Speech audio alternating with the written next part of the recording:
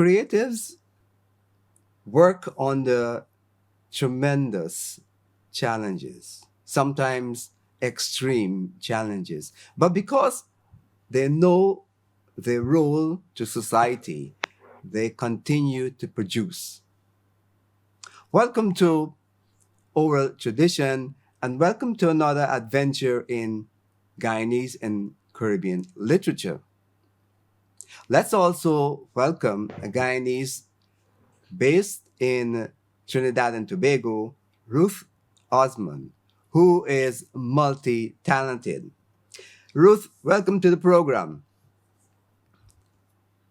Thanks for having me, Petamber. Great.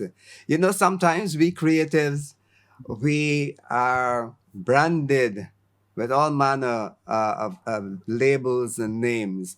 But I like the one that was given to you in the magazine, which says that you are a poet disguised as a songbird. That's a lovely description. And I think that's a good place for us to start this program because you write, you perform, right? You write, you Yeah, perform. Good. Let's talk about the writing and we listen to your voice and your instrument later, perhaps. Starting no points. problem. Um, I grew up surrounded by books. My father was Ruth Osman, who loved everything about the written word. He loved the arts in general. And my mom also um, was a teacher, an English teacher, and for a number of years. We're talking decades. So I suppose when you're surrounded by something, you end up um, delving into it and exploring it as a child because I mean that's what childhood is, curiosity, right?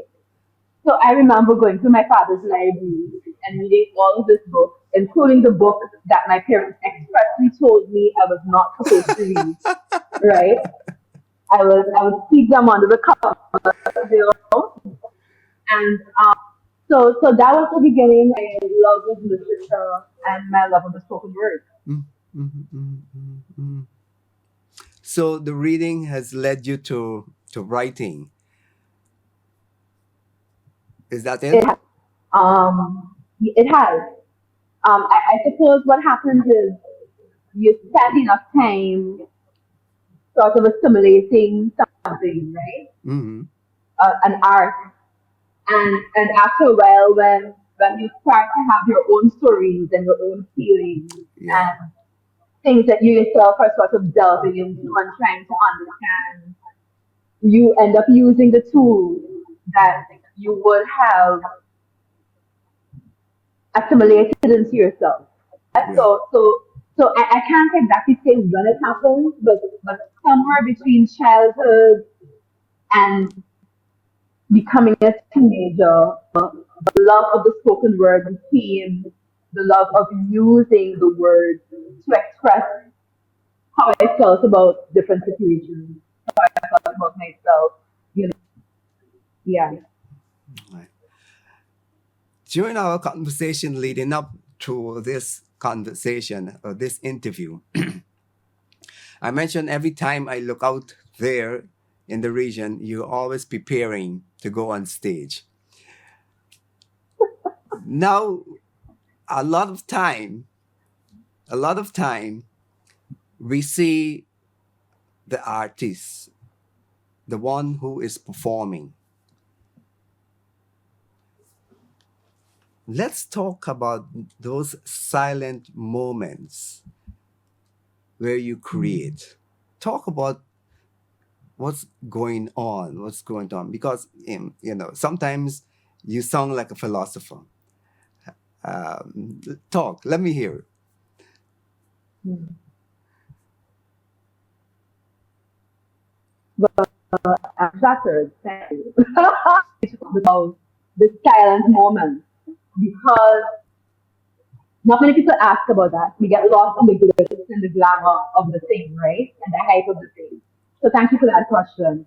Um, Writing and creating it be long performance, whether it be a poem or an essay or a short story, is a solitary thing. Even when I have a song that I want to bring to my band or my musical arranger, eventually I am still the one who has to sit down and sort of gather my thoughts and create the thing. Yeah. So for me, those moments of solitude are hmm, they're nurturing and they are some of my favorite moments. I sometimes wonder if it had anything to do with the fact that I'm an only child. So I'm accustomed to being alone. I was raised by two parents. I was, basically having no siblings, and playing by myself and finding ways to entertain myself. I think that has something to do with it. But the moments of solitude to me, usually very early in the morning, Mhm. right? Before my house gets busy, before the child is awake, you have to do breakfast, get ready for school, before all that. Those moments are when I feel most like myself. Mhm. I'm able to sort of dig deep. I'm able to follow threads of thought, able to experiment with ways of phrasing something. Um, Interestingly enough, the early morning, besides being the time when I'm most able to write and create, is also the time when life haunts me. The things that happened, the things that you did, the things that you didn't do. The naughty things? Those the naughty things. Yes, those things tend to come back to me early in the morning. Mm, mm, mm. So I think in a way, creating is also a way of dealing with those demons. Yeah. Mhm. Exorcising those demons. Um, and sort of dealing with myself really. Yeah. Yeah. Yeah. Yeah. One of the reasons why we write, and there are many, many reasons why we write, all right? We write, as you said, to deal with some of the challenges that we had. Yeah. We write with some of the challenges that we have.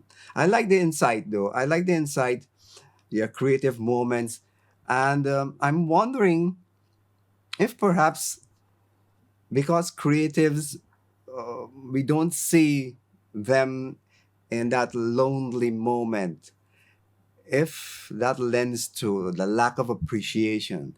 Because how else would people appreciate our work?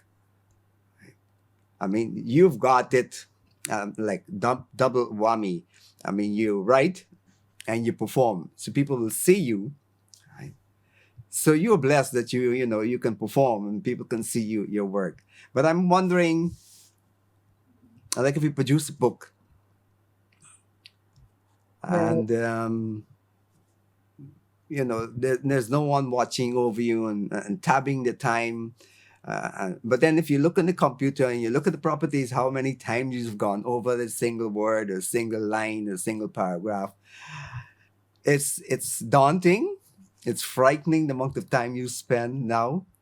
But later on, perhaps we'll talk about IT helping you out to write and to create AI, artificial intelligence now, because I see they're producing books. Man, good. Earlier I said about the role of the creative, the role of the artist. Now, how do you see your role as an artist in the society? That's one.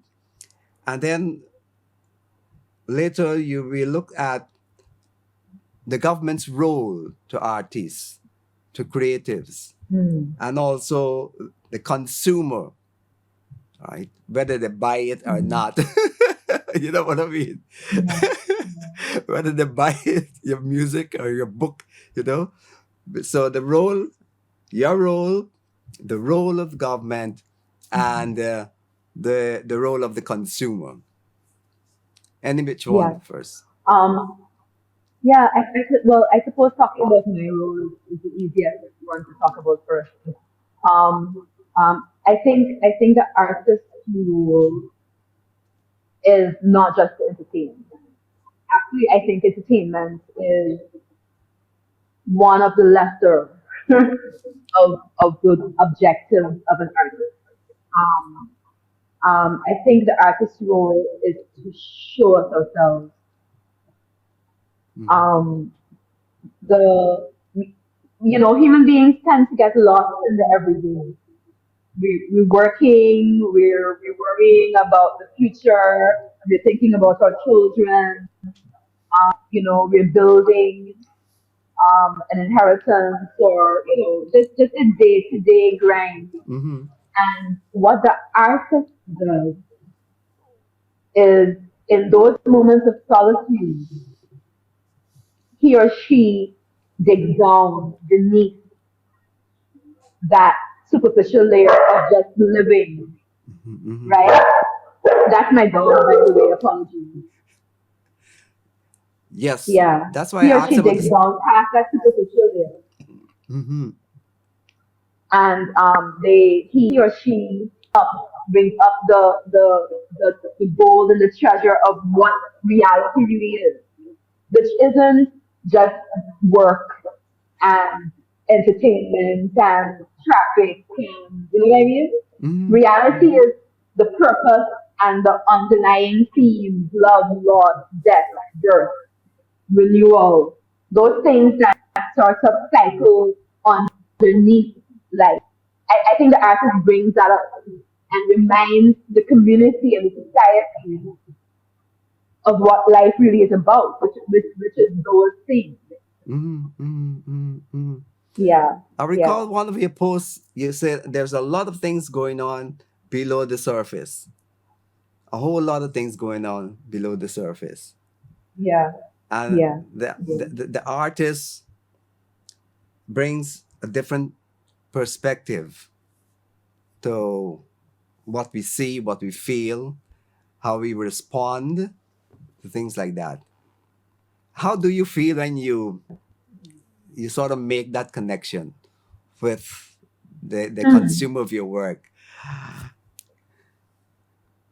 It doesn't happen that often, believe it or not. um, but when I do, but it does happen. It does happen, and Mm, I'm grateful for the instances, when it happens. Um, I I feel a sense of affirmation, a sense of worth. Oh, somebody got it. I haven't been wasting my time all these years writing music, or I haven't been wasting my time writing this particular poem, because it's painstaking work. It mhm, takes a lot of effort, and when that one person says, "I love what you did there. You touched me," or when they go deeper and they don't just say, "Oh, it was nice," I have a problem when people say something is nice. I want more than that, right? yes, yes, Um, yes. but when they dig deeper and they get the sense that they really felt what you were saying or connected with it, I mean, that's all you can ask for as an artist. You can't ask for anything. You can't ask for fame. You can't ask for fortune. You really can't. The work is not about that. The work is about the connection.